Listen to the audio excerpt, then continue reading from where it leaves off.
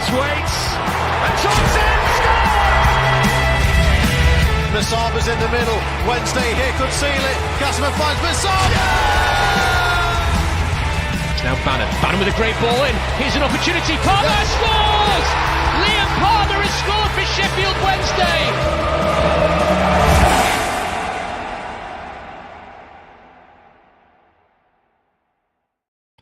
Hello and welcome all to the Wednesday Till I Die podcast. I am Matt Johnson and you join us for a special episode with our good friend Symon of 1867 News on X.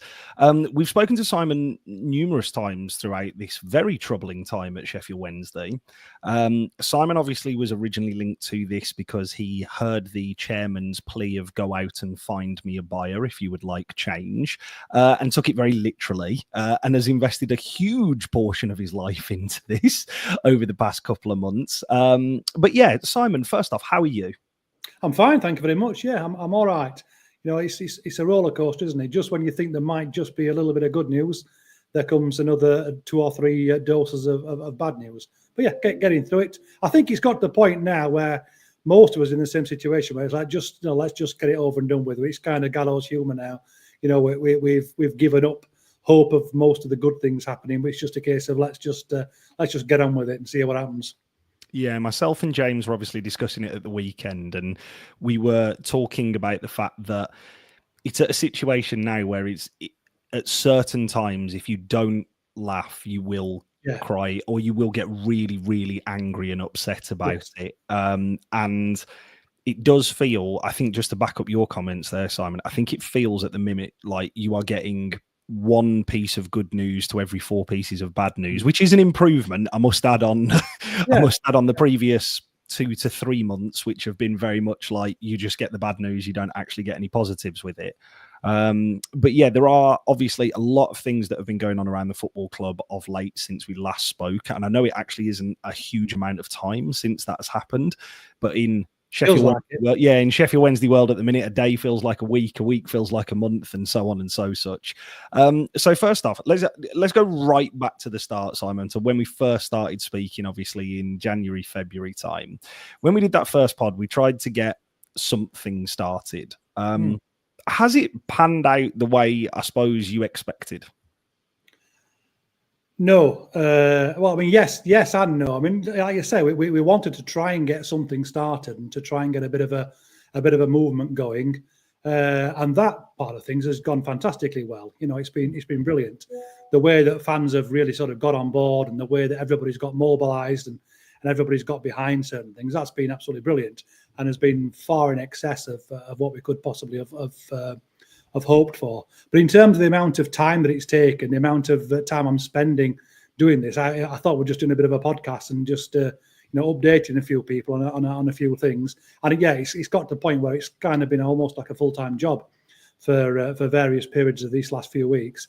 It's been absolutely crazy.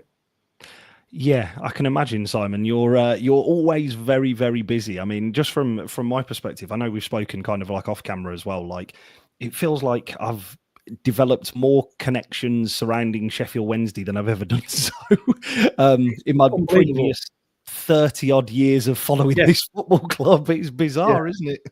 That is the thing that I found has been the most striking. The number of conversations I've had with people who you've heard of and who you know, and all of a sudden, they're sending me a message or ringing me up and saying, can we have a chat? I've spoken to several of the ex-chairmen, and I've spoken to chairmen of current football clubs in the championship clubs, and I've spoken to chairman of rival clubs, and I've spoken to sponsors, and I've spoken to it's just been unbelievable the amount of people that have reached out, and also surprising the number of people who just kind of like to talk about football. People have just sort of rung up and said, what's going on, and just they want to talk about it, or they've got an anecdote they want to share on. They've got some stories. So that part of it's been full. Yeah, it's been really fun. My contacts book, like you've just seen there, has filled up enormously. The number of different people that I've enjoyed conversations with, and the number of WhatsApp groups I'm in now. I mean, it's literally been a full-time job, and the number of people that have been direct messaging me, on various different things. I need a secretary. It's been, people saying, "Oh, you've not responded to me." I'm like, well, I literally every time I pick my phone up, I've got 20 new messages which I've got to be able to go back and reply to. So yeah, it's been fun. It's been interesting. I met lots of very fun people. Met some people who are, I consider to be friends now, who I didn't sort of know at all previous to that. So that's been a brilliant side of it. Absolutely. And I think the other thing, from my perspective, I think that has been great about all of this is actually how, for the majority of the fan base, it's really united and pulled everybody together. Yeah. In what could have been a really, really difficult and polarizing time for this football club, which it is. Let's not try and around the bush here, just because there has been some positive news, obviously, of late. My main takeaway from this is the fact that, irrespective of the details of the matter, let's say, everybody is firmly on board and pushing in one direction with regards to this. And I mean this very nicely, Simon. I am really sad that we've had so many discussions surrounding stuff that isn't necessarily inherently positive. And it would have been wonderful just to have bumped into you on the south stand. Yes, we both sit on the south stand. To have bumped into you on the south stand and just been able to talk about football. And not matters on the pitch. But yeah, it's been. And that was the plan, wasn't it? We were supposed to be talking about new signings, about what development of the stadium, and about what we were going to do, and about how how these new owners were going to take us forward. You look at Birmingham and you look at what they're doing, and you can see the signings they're making. You think, oh, these are going to fly. And you're looking at even at Wrexham and people like that. And there's so many clubs that they've got an exciting season ahead of them. And we thought for a while that was going to be us. We were going to have that season. We were going to just sign those 4 or 5 quality players that we needed to be able to have a real crack at the playoffs. And as it is, we're staring down the barrel again. So yeah, it's been a difficult time, but it's been good. I think one of the things that I'm particularly pleased about is that we've got to a point now where the fan base, I mean, we're not all on the same page. That's absolutely the case. But in terms of having an interest in our club, I think we're a motivated fan base, and I think we're a fairly well-educated fan base in the terms of what's going on. Because if you think about when we did that very first podcast, the thing I was trying to talk about was the financial state of the club primarily, because I was saying I don't think people realise just how bad things are. Because that was back in those days, people were saying that Chansiri was he's a good businessman and he's got all these businesses and he's put so much money in and he's working so well, and leave him alone. There was still a hell of a lot of people who were Chansiri supporters, even as short a time ago as I think it was February, wasn't it, when we were first talking, and I was sort of trying to say, well, look, the evidence does not support that. What the evidence supports is this is a man who's run out of money. This is a business which is being run on payday loans. We're borrowing next season's money and we're spending it this season. And the more times you do that, eventually it comes back to bite you and you run out of credit and you can't borrow any more money. And all of a sudden you're in trouble. Now, when I was saying it at the time, I was saying it anticipating we were going to run out of money probably in this autumn. I'm not going to try and pretend that I imagined we'll be sat here in this situation that we're in as soon as this, but it was what I was trying to draw people's attention to. When we looked at the season ticket money and the obvious cash grab, and we looked at the fact we couldn't fund it with credit cards, and the way he wasn't servicing his mortgage that he got up on the ground, the signs were there. And I think it was interesting. We were able to highlight that to people, and it did open people's eyes a little bit. And then, of course, Mr. Chansiri, I crossed it in there. Mr. Chansiri came and smashed it in the top corner with the way that he's gone on. And I'm not going to pretend that I saw that coming, because I definitely didn't. But that was good.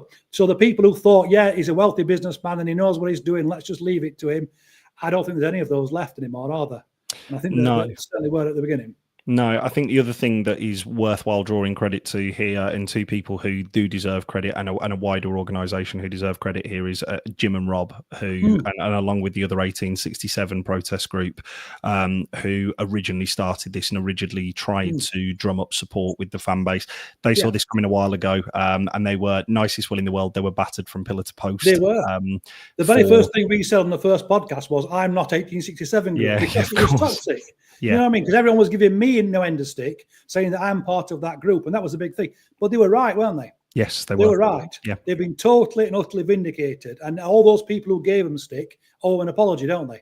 They were the guys who blazed the trail, and they were 100% correct. They saw this coming, and they were right. They've been vindicated. Yeah, and I genuinely, I'm not pleased that it's happened to the football club, but I am pleased for them that they were on the right track with that and did try to do something.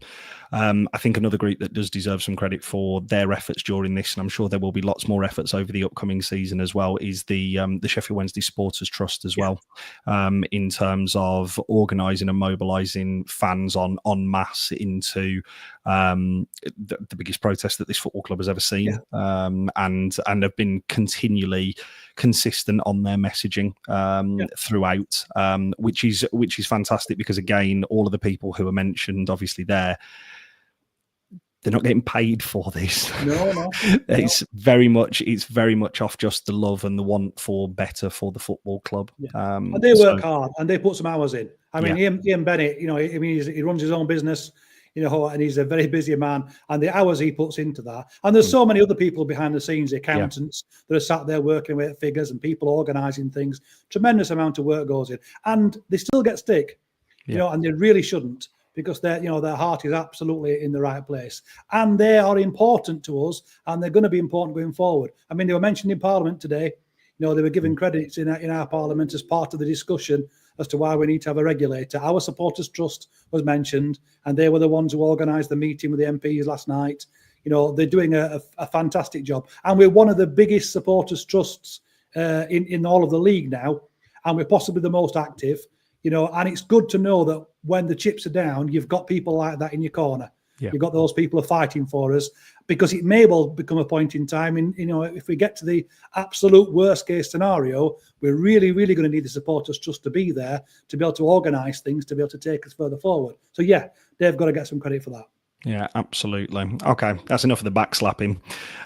Let's get on to some pressing questions surrounding Sheffield Wednesday. Before we do that, obviously, irrespective of what people think, Simon, there has been obviously lines of communication between yourself and the current Sheffield Wednesday chairman. I'm going to ask the really blunt and obvious question. What is your opinion of Deshpon Chansiri now? Because I mean, it's a strange one in that situation, because I've took a hell of a lot of stick for that, to be honest. And I think people have complained and said, "Oh, you've been flip-flopping, and I think you're getting a bit confused, or chairman's has either pulled the wool over your eyes," and that kind of thing. It occurred to me that there was a whole group of people who were calling him names, and we got that covered. He didn't need an extra voice to join in to be able to say that.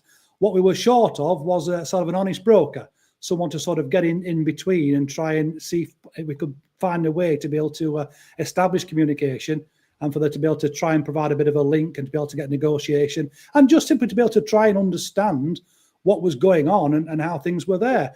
And as I've said that, credit to the man. He did have lots and lots of conversations backwards and forwards. He was fairly open, and he was fairly honest. He's blunt and rude and arrogant, in all honesty. However, he still did have lots of different conversations with us. And I think that was an important role. That it's come to an end, I'll be honest, because that particular phase of the process has come to a conclusion. But I think it was necessary. I think it needed to be done. I think we need to be able to understand there's a human being behind all of this, and that he has his own hopes and his own dreams, his own ambitions. And it was important to try and get to understand what he wanted and what he was trying to achieve, and try and see what we can get out of that.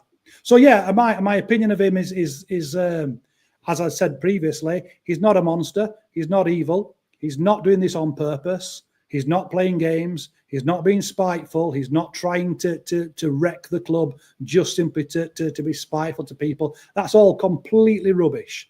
Not true at all. However, he absolutely never should have bought Sheffield Wednesday. Totally and utterly incapable of buying a football club. He does not have the skill set available to be able to run a club. I'm not saying that he's thick, because he absolutely isn't. And I'm sure that in some circumstances, in different scenarios, he may well be able to excel. But in terms of running a football club, he should never have got involved. He does not have the first idea about how to run football clubs. Even after 10 years, it beggars belief how badly run we are. When the more the reports that you get, even sort of today, you look at the situation with Danny Rowell and with Pedersen, and you think this is just staggering incompetence. So, that's a major problem there. So he's been arrogant, he's been foolish, and he's employed people who were not up to the job. And I know people don't like that when I've said that, but that is the honest opinion. No one's done this on purpose. But what they've done, they have to take up responsibility for, because this is an almighty mess, and someone has to take responsibility.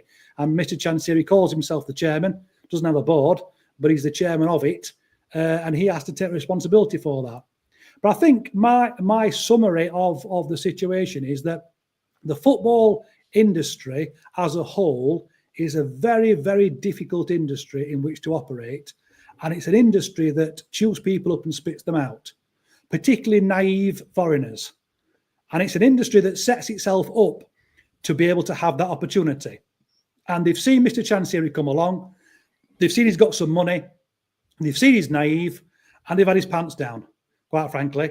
They've taken advantage of him. They've made a fool of him, and they've taken his money off. And they say that a fool and his money are soon parted.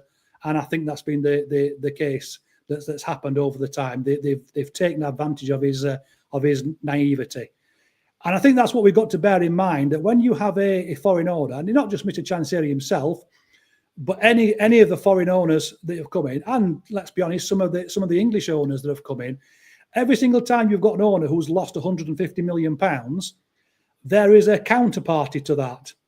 The money didn't get burned, didn't go up in smoke.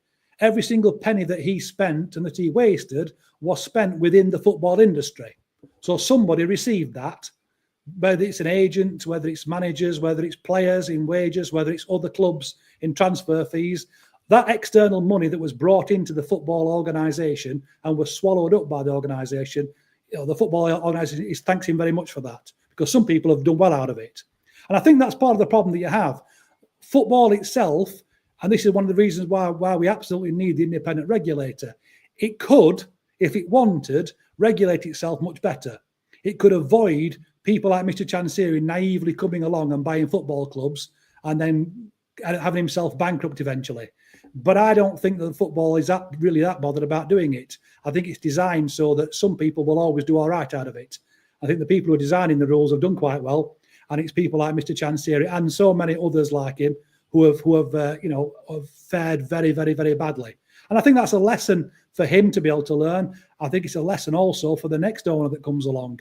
If you come along with grandiose ideas and you think this is easy, I know how to do this, I can run this fantastically well, we'll be in the Premier League and we'll be rich in 2 or 3 seasons. You need to be very, very wary, because football loves that kind of thing. As soon as it comes along, they can smell it and they invite you along and say, fantastic, you've got some money, brilliant. Let me introduce you to this particular agent. Let me introduce you to this agency. Let me show you this player. Let me show you all these things. Football does that very, very well. So, yeah, I think he has walked into a situation he should not have walked into. He was foolish and he was arrogant and he didn't listen. He didn't understand, and he has learnt absolutely the hard way. And I do believe at this moment in time, he knows that. I do believe he's realised that, but I think it's a little bit too late. I don't think he can now actually do anything at all about it. You mentioned, obviously, involvement in the previous phase of stuff to do with Sheffield Wednesday and the club being sold or moving forward to progressing to be sold. Since then, we've had some major shifts surrounding kind of the sale of the football club in regards to a different process and a different approach being taken. What are your thoughts on the new sale process? I think it's fantastic from what I've seen so far. And this is the thing that we were calling for all of these weeks and for all of these months. We should not have been in a situation where we're having to do podcasts and sending out tweets, explain to people that when you sell a business in the UK, or when you sell it anywhere in the Western world, the very first thing you do is you sign an NDA. Shouldn't be up to me to explain that. It should have been absolutely obvious and self-explanatory. And this is one of the things where you find Mr. Chansiri's stubbornness and it's partly stubbornness, but it's also just his different way of dealing with it. Because I've spoken to people who operate in Thailand and in China who have said that, you know, these kind of problems that you're experiencing are not exclusive to Mr. Chansiri, that there's lots and lots of people that deal with things in this same kind of way. And that's one of those things that could have been dealt with so much easier. It's just so obvious. So now we have a situation where an NDA is not only available, it's a requirement. And it's the first requirement. Before you go any further, you need to be able to sign an NDA. Brilliant. No, but that's just standard basic business practice. So we're getting a round of applause for doing that, but it shouldn't have been the case. So that's the first thing. Yeah, NDAs. Now all of a sudden you're not scaring people away. And now you're not scared that at some point down the line he's going to release a statement trying his very best to throw you under the bus and blame you for every last thing that has ever gone wrong. So if he'd done that 3 months ago, the club would have attracted bids from anywhere upwards of half a dozen different people who I know for a fact were interested. Because obviously we've had these rumours about various billionaires and various funds and various wealth funds and people from all over the place. And as I've said many a times, they were interested, they did approach. But when you can't just do something as basic as get an NDA signed in order to be able to get the information, that's chased them away. So that would have been great. Second thing that is significantly better is that you are now dealing with a solicitor. You're now dealing with a broker. So the conversation can be done on a professional level, because so much of the conversation was done totally and utterly unprofessionally. Now, you know, that statement that Mr. Chansiri released a week or so ago, you know, where he highlighted just how ridiculous and unprofessional he was in the way that he'd handled things, you know. And again, I mentioned it myself. I'll come out and say, and it still beggars belief that he thought it was appropriate to come out and say to people, "I demanded £5 million just to sit and talk to me," you know. And obviously, I'd never mentioned that. I'd never said it because it would sound ridiculous. People wouldn't believe me. But he actually came out and said it. So the fact that you've now got a solicitor or a football broker who's actually dealing with it, you know, that kind of stupidity is obviously going to fall by the wayside. And again, that's something that really should have been in place 2 or 3 months ago. And then the third thing, which is also really, really important and really significant, is the stupid amounts of money that were being demanded. You know, the ridiculous valuations that people were, Mr. Chansiri himself was banding about. 120 million, 100 million minimum. I've been offered 120 million in Hong Kong just for 40%. And all these just weird and wonderful and strange things he seemed to be making up as he went along. I've already turned down 160 million. These are things he genuinely had said, and it just put people off. People just thought, you know, I can't do business with this man. So now we're in a situation where those kind of pie in the sky stupid numbers that were never ever going to be achievable have now been put by the wayside. So, you know, we're in a fantastic position in that sense. However, the problem is that that's where we should have been 3 months ago. We're now at the position that everybody was asking for 3 months back, because 3 months ago the club was a viable proposition. It was a championship club doing very well with a championship squad, with a championship standard manager, and it just needed investment. It just needed turning around a little bit. It just needed somebody to be able to buy it and add 4 or 5 players, and, you know, the plans we've all been talking about. It was feasible to come in and then just, you know, pick off the low-hanging fruit, turn it around and have a crack. Like we were saying in the very beginning, we should now have been looking at 4 or 5 signings and having a go at the playoffs again this season. But that's not the case now. You know, the damage that's been done to the club in the last 2 or 3 months is absolutely enormous. You know, it's immeasurable damage has been done to the club. So now we're in a situation where 3 months ago, the figures that have been discussed and the process that's been discussed would have, I'm absolutely certain, resulted in a sale. Absolutely certain it would. Will it result in a sale now? You know, I'm not so sure. I'm really not so sure. The problem that you've got is, you know, when we discussed the issues that were there, they've now all been laid bare. You know, I mean, we said 2 or 3 months ago about the North Stand, and people said, "Oh, it's been said for years, and it's not really true, and you're making it up, and you don't really know." And he said, you know, unless we do something, let's spend a fortune, the North Stand will get closed down. the North Stand will be refused its safe certificate and you won't be able to open it. Well, we've had it today. Clive Betts has officially confirmed what we already knew to be true. The North Stand does not have a safety certificate as we're sat here recording this podcast. And you can't just pretend that's not a big issue, can you? I mean, the North, I think it's about 10,000 capacity. It's enormous. The club can't function if we don't have the North Stand open. That's terrible. You look at the squad. The players are potentially. I mean, again, this is a legal dispute, and I don't think the players have got as strong a case as they perhaps think that they have. But technically, in 1 week from today, 6 of our players who've handed in notice can walk away for free, and you can guarantee that there'll be other ones that will be looking at that closely. It looks like we've probably sold 2 or 3 of them in the meantime to try and find a way to be able to produce some income. So that squad that we had, which just need a little bit of an additions to be able to make it right, is looks like it's going to be collapsing. Looks like we don't have that squad anymore. Obviously, Danny Röhl. I mean, I've took some stick recently, from people about the Danny Röhl thing, saying, "Oh well, you get everything wrong." When I announced that Danny Röhl was a done deal, he was going. That was correct. He was going. It was a done deal, and you can see from what Danny Röhl has done and the way he conducted himself the last few months, he absolutely believed it was a done deal. He would never have conducted himself in the way that he has if he didn't think that he got himself a club lined up. He's had an absolute mare. The way he's done it, he's done himself out of the first job, and has spent the whole summer desperately trying to find himself another job and hasn't managed to be able to do so. And now he's still sort of hanging around like a bad smell. He's still under contract. It's an absolute complete mess. So there's nothing about the club now that we're marketing that is in any way, shape or form like it was 3 months ago when we first had these conversations. So that's where my worry comes in. So if someone comes in and makes a bid, and there are bidders, there are people who are interested, absolutely there are. My worry is that they come on and they go through the process of due diligence and they have an honest look at the club and they say, well, okay, realistically, what's it going to cost us to run the club for the next 12 months? Now, we know in the accounts it's 30 odd million pounds, 35, 36 million pounds it's going to cost to run the club. But we also know a significant chunk of that money has already been received and has already been spent. So, when you're looking at doing the forecasting, I think there's probably at least a 10 million pound hole. There's maybe a 15 million pound hole that you're going to have to fund over the next 12 months. So let's say you bid 50 million pounds to buy the club. Well, in actual fact, you're paying 65 million pounds to buy the club because you can't get through to the end of the season.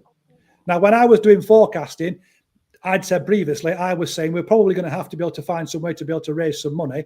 And I'd said in one of the previous podcasts, I would have extended Jerry Gassama's contract as soon as I possibly could do so. And I would be looking at seeing if I could sell him and you could be able to raise some money. I was looking at the players in the squad who could be sold to be able to produce some income. Well, it looks like they're going to be sold for pennies in the pound very, very soon. So that the squad value that you're anticipating buying is not going to be there. So you can't sell players to be able to raise that income.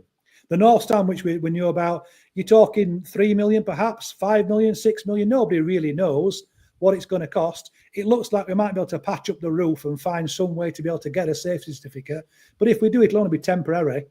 So anybody who comes in has got to add in, let's say £5 million as an estimate to be able to sort out the stadium, just to have some chance of a safety certificate going further forward. So now you've got £20 million in the hole, and you're going to walk into a situation whereby you're going to have to buy some players to in the squad to give yourself in a situation. So let's assign £5 million to that. I mean, that's really not a lot of money for a transfer budget. So what's that? That's now £25 million, isn't it?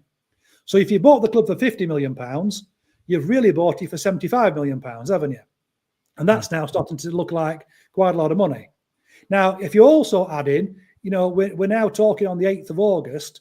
Now, if your due diligence takes you 4 or 5 weeks, that takes you up until the start of the season. If any delays happen, if there's any problems at all with ratifying the owners and directors tests, anything at all that can go wrong, and you know how long football deals generally take, it's not 4 or 5 weeks as a rule. It can be done in that time. But that's the exception, not the rule. It normally takes 2 or 3 months. Well, if this takes 2 or 3 months, you're comfortably outside the transfer window, so you can't buy any players. So we might be in a situation whereby you're paying effectively 75 million quid for the team, and it's only half of the squad, and it's got points deductions, and it's at the bottom of the league, and you can't buy any players or do anything about it. So to a certain degree, you're buying yourself a championship team for full-on championship money, and realistically, you're buying a League One club. We just haven't yet been relegated. And that is the thing that's concerning me very, very much. I don't want to just, and I know I'm always talking doom and gloom, and I apologise, but that's the reality. And that does worry me. It does worry me that somebody will come along and say, yeah, I'd love to buy it. And then when they actually sit down and do their calculations, they think, well, hold on a minute. We could be 75 million quid into this. And that's assuming that there's not skeletons in the closet that we didn't know about. And you've got to assume a contingency of 4 or 5 million quid for unexpected things. And now you're into 80 million quid. And, you could buy Bristol City, who are, all right, it's Bristol, it's not particularly exciting, but it runs like a Rolls Royce. They've got their stadium sorted, they've got their training ground sorted, their squad is sorted. They qualified for the playoffs last season, so it's not broken. You don't have to come in and fix it, and you could buy them for a hell of a lot less than that kind of money. What would you do? Coventry, you could buy for a significant discount on that. They don't own their own stadium, but they also qualify for the playoffs. They've got a good manager. They've got a good squad. They don't need an awful lot of sorting out to have a chance at the Premier League. Who would you buy? Watford, you could probably buy. QPR, you could probably buy. These are London-based clubs. A lot of the international buyers want a London-based club. There are cheap clubs potentially that are available. Half the Championship is available, and almost all of them are available for less than 80 million quid that you might end up having into Sheffield Wednesday. And if you're going to pay 80 million quid, I reckon that'd be a pretty good opening offer for somebody like Southampton or for Leicester. I think they'd at least entertain you if you're talking those kind of numbers. You might need to go a little bit more than that, but you could buy somebody with parachute payments who's just come down from the Premier League. So I'm worried. I really am worried. It's not that I'm worried about the sale process. Brilliant. I love the sale process. Wish it had been here 3 months ago when the club was worth the kind of figures that it's probably going to be available to be able to buy for. It does concern me tremendously at this moment in time that people will maybe be accepted as the preferred bidder, and maybe find during the due diligence process that this is perhaps not the deal that they hoped it would be.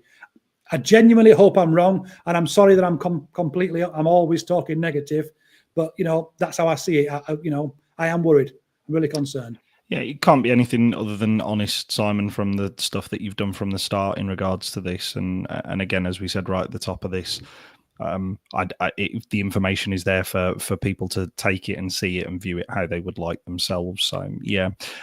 You've mentioned throughout kind of like that discussion there, the process and the potential bidders who are coming in. Obviously, we have had 2 official bids that have been made for the football club from the Florida Consortium.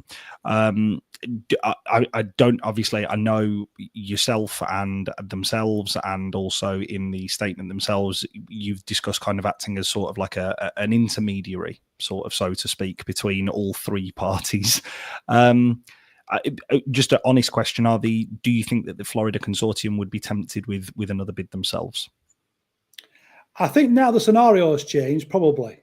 I don't think they would have gone back to Mr. Chansiri. I think that chapter had done. I certainly had no interest in trying to broker anything from that point. The statement he put out was the end of that, wasn't it? I mean, he literally, tried to throw them under the bus and tried to make them look foolish. And I'll be honest, I'm glad that they didn't respond, because I think it needs putting to bed and finishing. That process has ended. I don't think they would have gone back and tried to do anything else. And as I say, I certainly wasn't going to do so. But now the situation has changed. You're not dealing in the same way that you were, and it looks like, and I think it's frustrating because it's ironically now it looks like you can buy the club in exactly the way they wanted to be able to buy the club. It seemed like they've blazed the trail. They did all the hard work, which was always the danger. They stuck their neck out. They put their head above the parapet, and they exposed themselves to all of the potential problems and blazed the trail for everybody else. And now everybody else then can walk in and they sign their NDA without any arguing. They can talk sensible money without any problems at all. So I do have some sympathy for them. They've took a hell of a lot of flack just to make it easier for somebody else to be able to step in and buy it. Are they going to do it? I don't know. Adam Shaw, I've spoken to, I know you've spoken to Adam. He'd said to me 2 years ago he wasn't going to stop until such time as either he'd bought the club or the club was in safe hands, somebody else's safe hands. That would be fine with him. But until that time, he was not going to stop. And he hasn't stopped in the previous 2 years. Nothing has put him off so far. So I would say on the basis of that, I suspect that this is likely to be encouragement for him. And I would imagine that he's probably going to be still interested on that basis. I don't know for that from the point of view of what he's actually doing. The other thing is, because we've all wanted NDAs, if anything goes any further forward, it will be immediately signed an NDA and information will stop. So, the period that we had where it was a little bit up and down and we had to find out what was happening, everybody agreed we shouldn't have known what was happening. It shouldn't have been published all over social media. Going further forward, if they are interested, it won't be on social media. They won't be saying anything about it and the club won't be saying anything about it. So maybe just one day we'll suddenly find that they turned out to have been the preferred bidder, or maybe they won't. I don't know. But I would like to think so, because they've been there from the beginning, and I genuinely at the first, when I said at the first podcast, I like the look of their bid. I still do. I still think their bid is a good one. I still think they would be good owners. I still think they understand what's required, and they've got the capital that is required to take it forward. So I genuinely hope that they are able to come back. That being said, beggars can't be choosers. I don't care who buys the club. I'll be honest. My ambition was to get someone to take the club further forward. So whoever the other bidders are, if they're interested, best of luck to them. I do hope that it goes fairly well. If they want my help, more than happy to be able to help. If they have no interest in me having any part of it, that's also perfectly fine. I don't mind that. I just wish them well. I wish them the best of luck. I want someone to be able to take over the club. I want some good news. Don't care who it is. And the state that we're in no position to be chasing any bidder away. Absolutely not. No matter who it is, we need to be welcoming them with open arms. £85 million question then, Simon. Do you think that this will all result in a sale? So you've set me up now, absolutely 100% certain the club is going to be sold. Now, and I know I've said that. I think I've said that at some point in every single podcast. Yeah. Even at the very, very beginning, when people said, no one will buy us. There's no bidders out there. There's nobody interested. And I said, yes, there are. Definitely there are. I think I've been vindicated on that. There's been lots of bidders that have come forward. We've seen that. People have said, Chancery will never sell. He'll never negotiate. He'll never do a deal. And I've said at previous times, yes, I think Penny has dropped. And yes, I think he will. I think that's been vindicated. We can absolutely see that. So, yes, that's the case. I also said that there are a variety of things that are going to befall Mr. Chancery, that even if he doesn't want to sell, there are so many different things that are going to trip him up, and it'll get to the point where he has no choice. And most of those things that I said were going to come have come. The financial problems have come, the problem with the stand, the problem with the EFL, the problem with the fans. And, as of today, the regulator is about to arrive. So all of the problems that I said will befall him have come.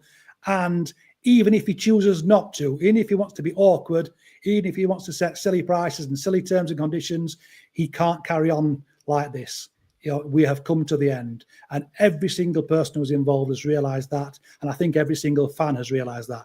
So the headline answer is yes, this club is going to be sold. There's no way that Mr. Chancery will be the owner this time next year. I think there's no more than about a 5% chance he'll be the owner at Christmas. I think he could potentially be the owner at sort of October time. I think that's still, unfortunately, is a possibility. I don't know. So the ideal scenario going further forward is that we get some high net worth individual who can just buy the club himself, who can make his own decisions, his own choices, doesn't need to ask anyone's opinion, doesn't need any financing, just simply comes in and says, how much is the club? Excellent, yeah, I'll buy it. And he looks at the situation, and like I just did there, and says, all right, maybe I'm overpaying, but I don't care, because Sheffield Wednesday is such a good opportunity. And everyone agrees that. Of all the clubs left for sale, we are still the best one. We are still the only club that's not been owned by somebody and taken further forward that really genuinely has Premier League potential. So you get somebody that comes along and he says to yourself, I'm so wealthy, paying £10 million over the odds is not a problem to me. I just simply want to get the deal done. And there may well be people out there who think that and say that. It may well be one of the consortium that decide, let's just do it. Or it may be one of the other bidders. If that's the case, they can come in, they can be anointed as the preferred bidder, I would think, very, very quickly. They can probably get their due diligence done inside 3 or 4 weeks. I think the EFL can probably rush through the owners and directors test if it's someone who clearly passes and is easy to be able to go through. It's possible we could be sold in 4 weeks. It's possible we could be sold in 6. By the time that the opening day of the season, we could have a new owner sat in the director's box. I certainly would think it's possible they can do it before the end of the transfer window. Do I think it's likely? No. If I'm honest, if I was going to put money on it, I don't think that's going to be the situation. I think the more likely thing is that the process will drag on a little bit. Time will tick away. The more it goes on, the more difficult it gets. The less the club is worth. The less interested people are. If they have any financing involved, the more difficult it will be to raise funds. And I wouldn't be at all surprised if this phase, and I don't know how long they've got for it to go on. Let's say there's a month that this broker has got to sell it. Let's say he's got until sort of, sometime in August or maybe till the first day of the season.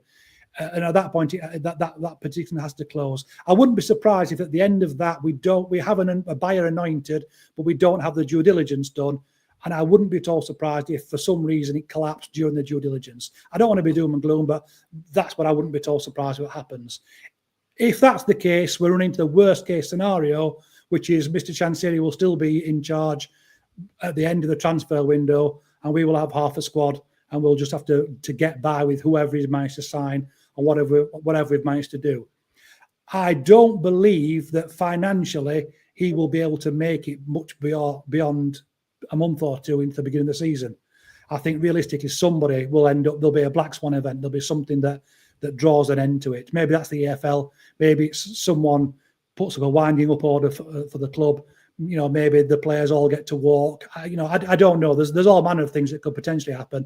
So worst case scenario is this process ends in a stalemate with no actual bidder, and we end up in a situation where there's an absolute fire sale of the club in probably October time, November time. But in that scenario, I know for certainty there'll be half a dozen people who are more than happy to be able to pick up the club. So I'm not worried that we might go out of existence. We're not going to do a bury. That's not going to happen. But I do think that there's a reasonable chance that we end up at the end of the transfer window without a sale being completed. That being said, again, it's possible, and I sincerely hope it does happen.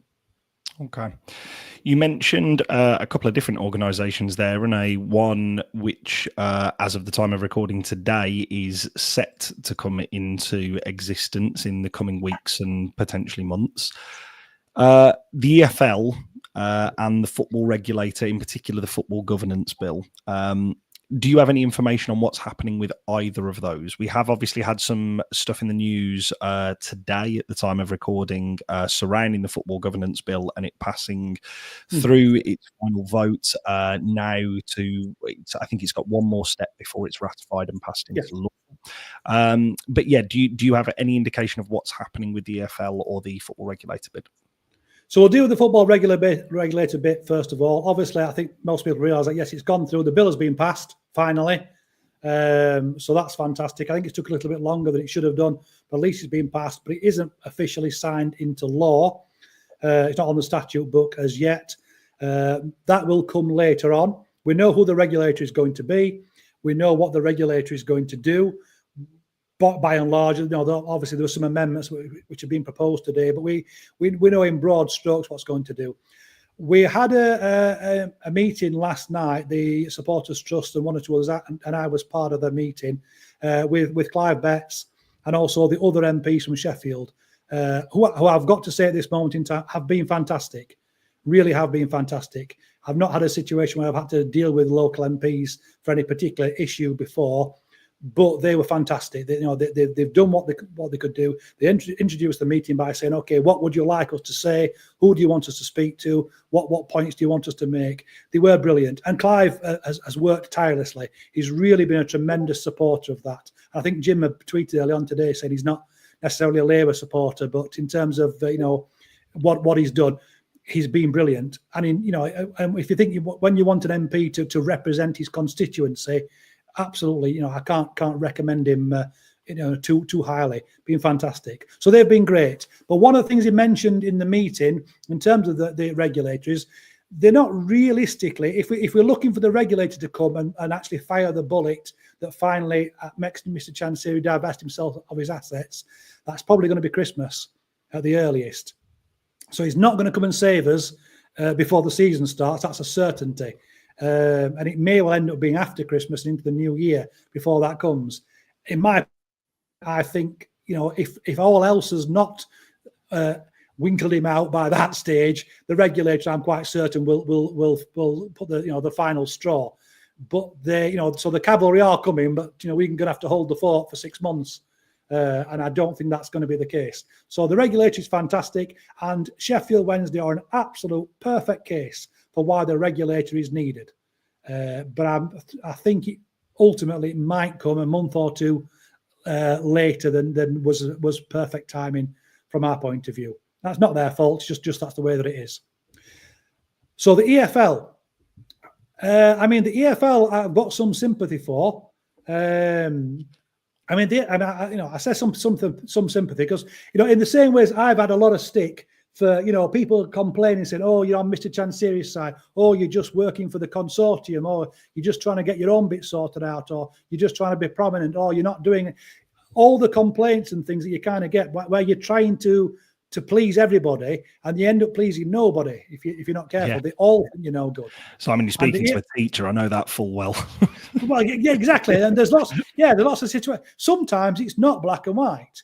Sometimes you've got to be pragmatic. Sometimes you've got to do a dance with people. You've got to play the game.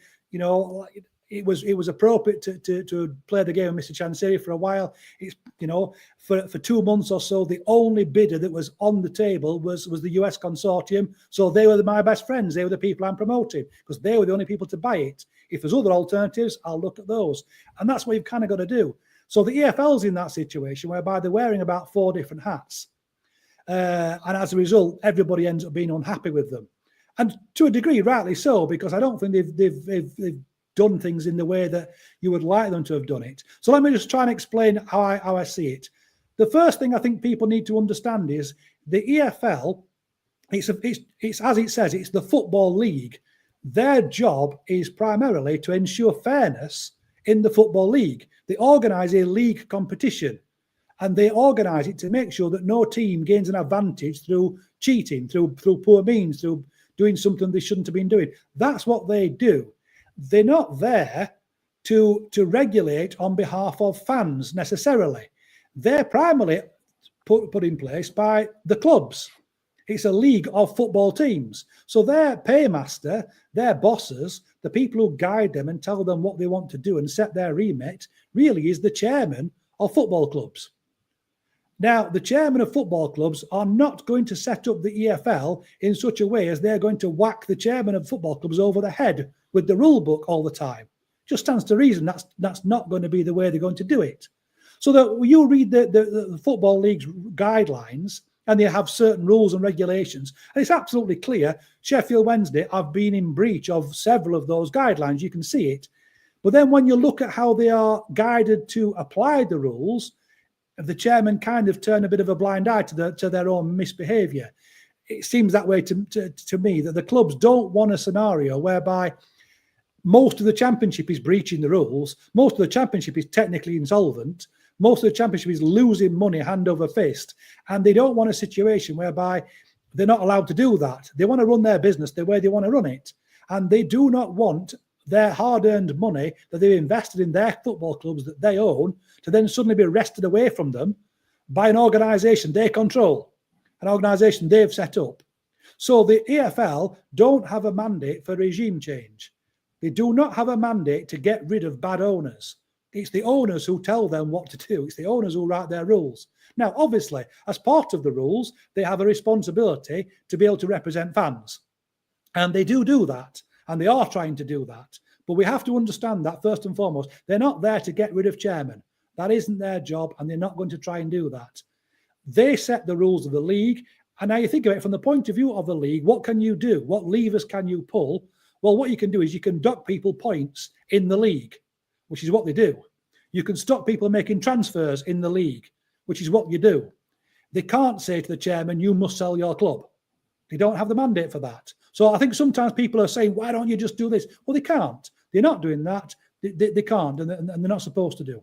So that's one aspect of it. The other aspect of it is, from the club's point of view, right at this moment in time, what does the club want? Well, I don't know this for certain. It's entirely speculation. But if I was the club, or if I was the broker selling the club, I would have made a phone call to the EFL and said, do us a favour, can you give me 3 or 4 weeks to find a buyer?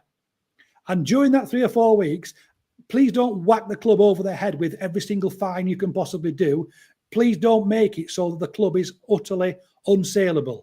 Because if we've got minus 12 points and can't sign any players until 2027, who's going to buy Sheffield Wednesday? Nobody. So you're making the job impossible. So much as fans say, why don't we punish? Why don't we punish?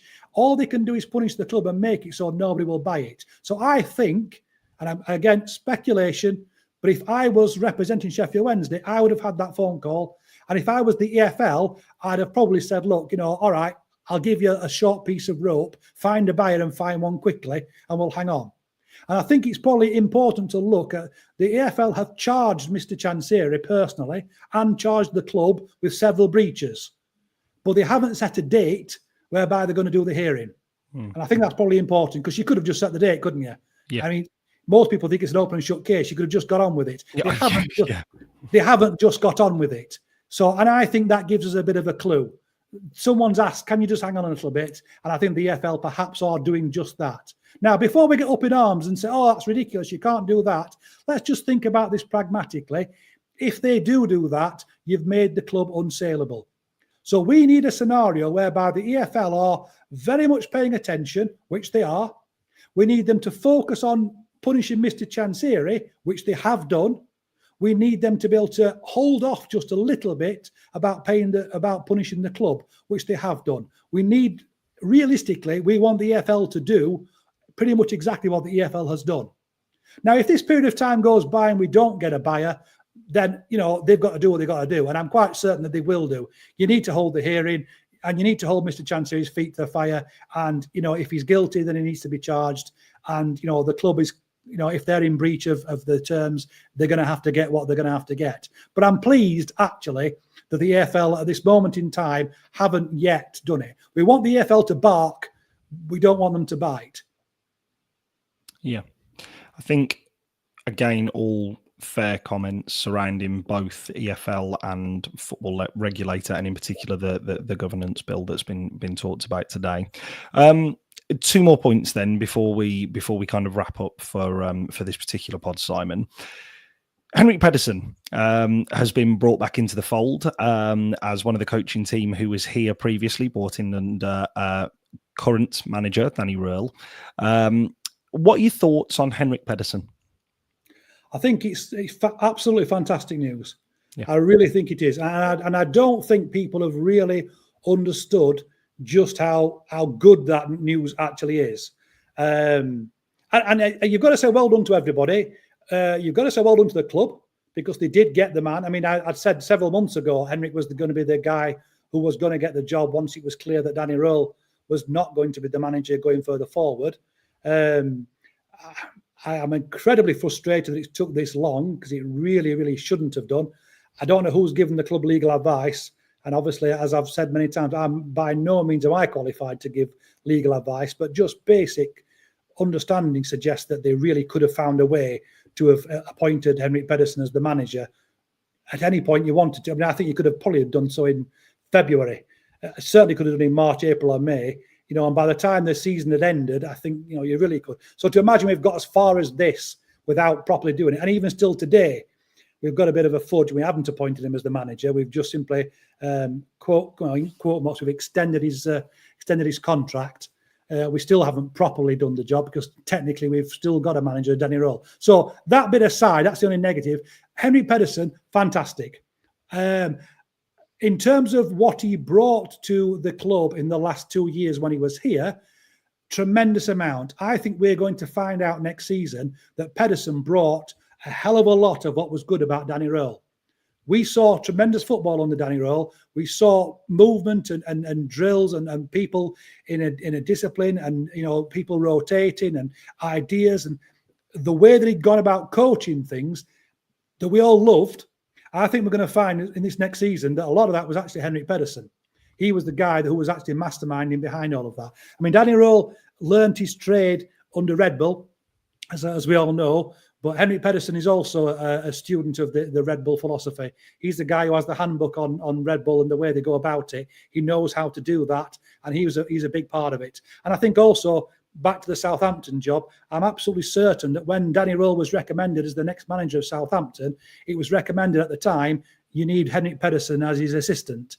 And I think part of the reason Danny Role didn't get the job was because Henrik wasn't going to go there as his assistant. And I think that's kind of been missed in all of the conversations about it.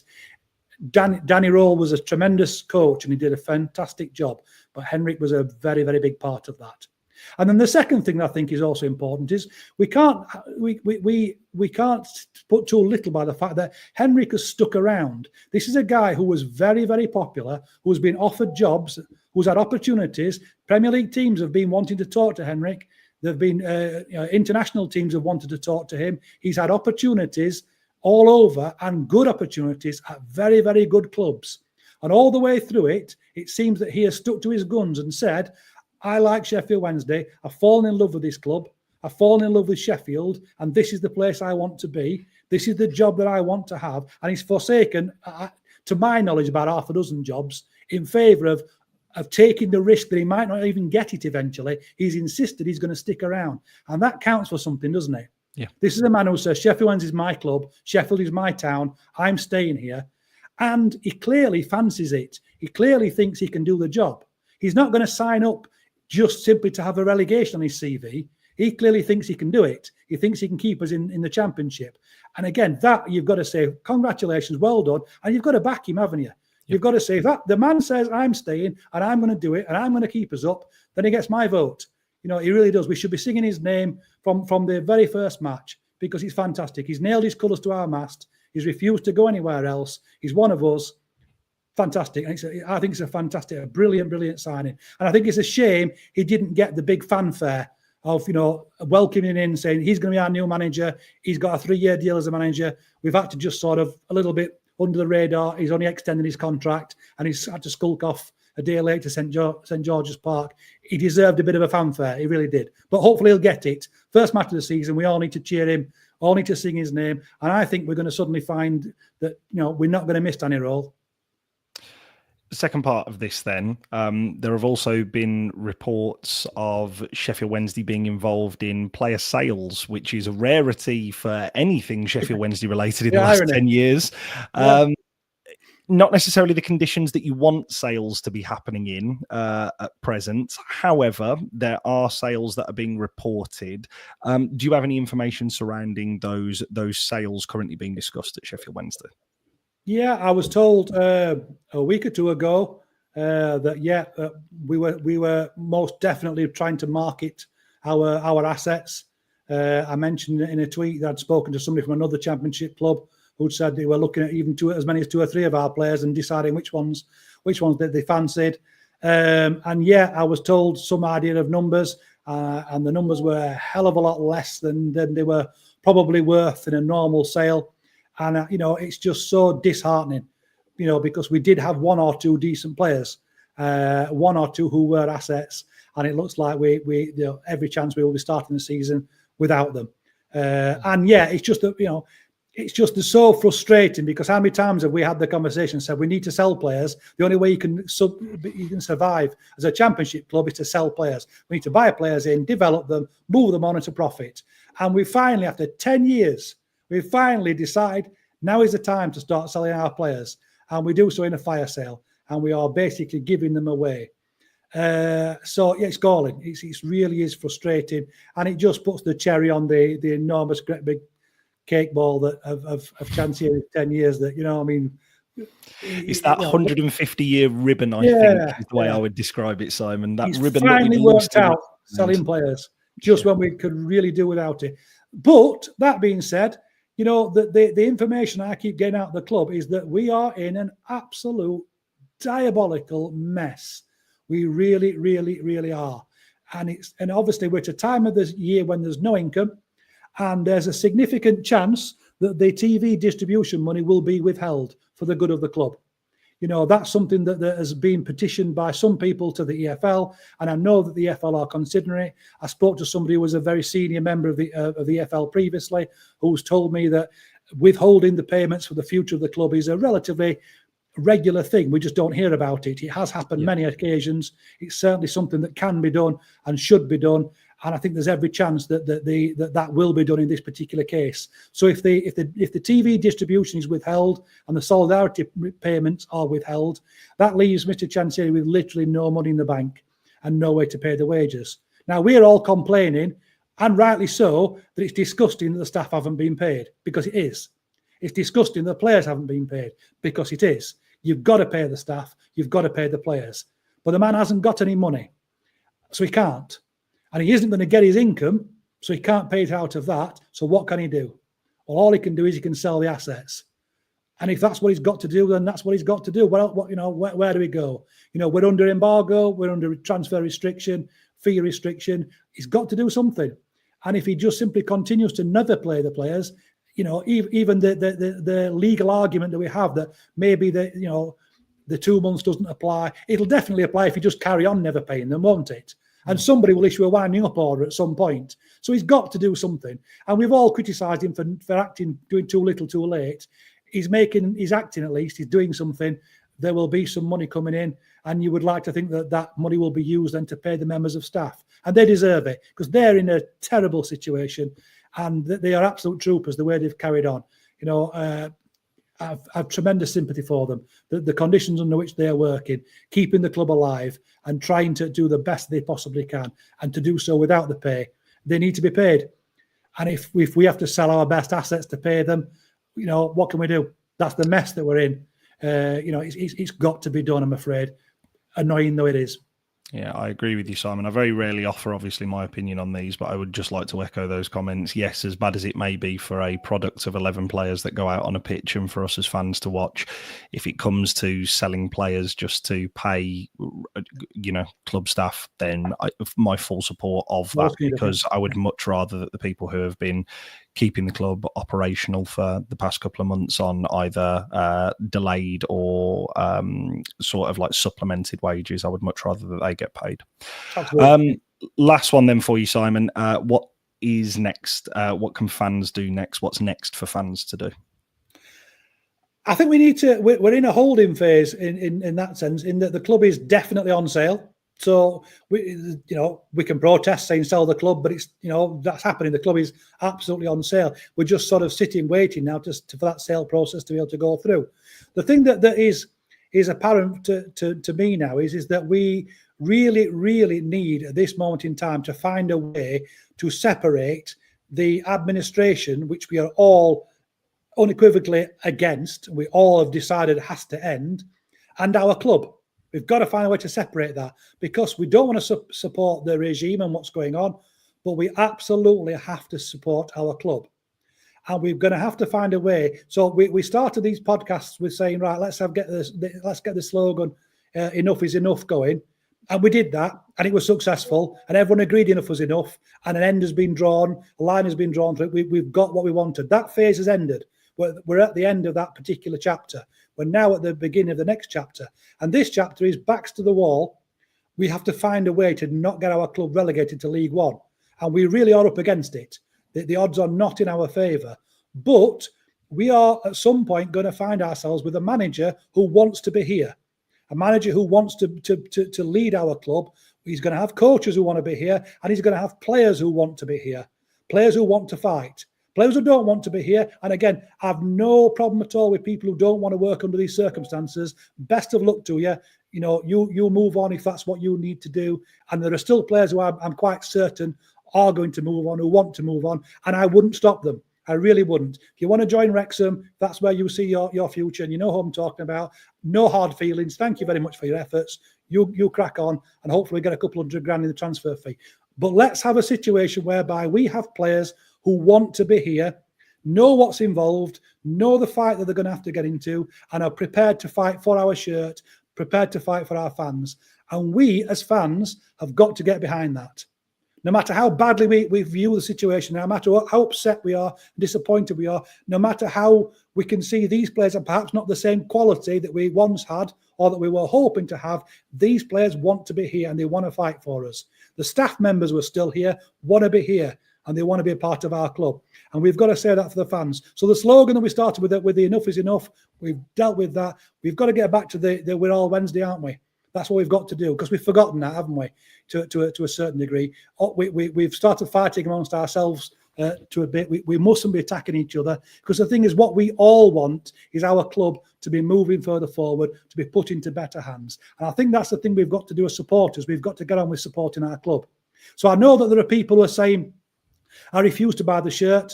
And, you know, if that's your position, you know, I can very much understand that. I'm not buying a new shirt, definitely not.